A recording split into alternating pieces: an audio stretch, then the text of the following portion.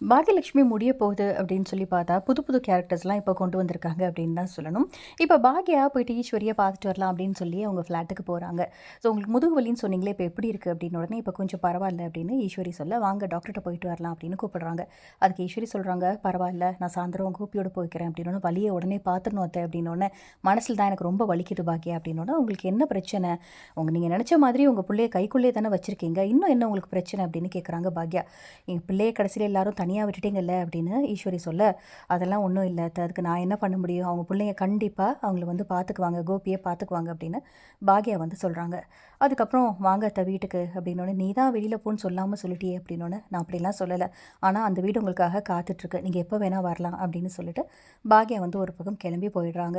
So அப்கமிங்கில் பார்த்தீங்க அப்படின்னா சுதாகர் அப்படிங்கிற கேரக்டர் வந்து உள்ளே கொண்டு வராங்க. உங்கள் ரெஸ்டாரண்ட்டை நான் விலைக்கு கேட்டேன்ல, எப்போ தரீங்க அப்படிங்கிற மாதிரி பாக்யா வீட்டுக்கே வராங்க.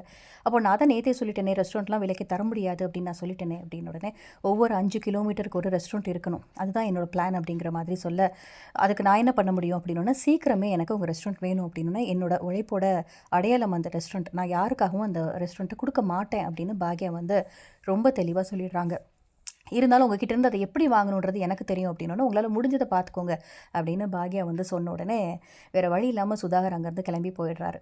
ஸோ அடுத்ததாக வந்து சுதாகர் ஆட்கள் வந்து சுதாகர்கிட்ட சொல்கிறாங்க, அவங்களுக்கு ஹஸ்பண்ட் இருக்காங்க, பட் வந்து டிவோர்ஸ் ஆகிடுச்சு, அவருமே ஒரு ஹோட்டல் வச்சுருக்காரு அப்படின்னு சொல்ல, உடனே அவர் நான் மீட் பண்ணணும், அதுக்கு ஏற்பாடு பண்ணுங்க அப்படின்னு சொல்லிடுறாரு சுதாகர். ஸோ அப்கமிங்கில் என்ன திருப்பங்கள் கொண்டு போக போகிறாங்க, சுதாகரும் கோபியும் சேர்ந்து மறுபடியும் பாக்யா ஏதாவது பிளான் பண்ணி கவுக்க போகிறாங்களா, இல்லை என்ன நடக்க போகுது அப்படிங்கிறதுலாம் பார்க்கலாம். இந்த வீடியோ பிடிச்சிருந்தால் லைக் பண்ணுங்கள். இந்த மாதிரி அப்டேட்க்கு மறக்காமல் நம்ம சேனலை சப்ஸ்கிரைப் பண்ணுங்கள். தேங்க்யூ.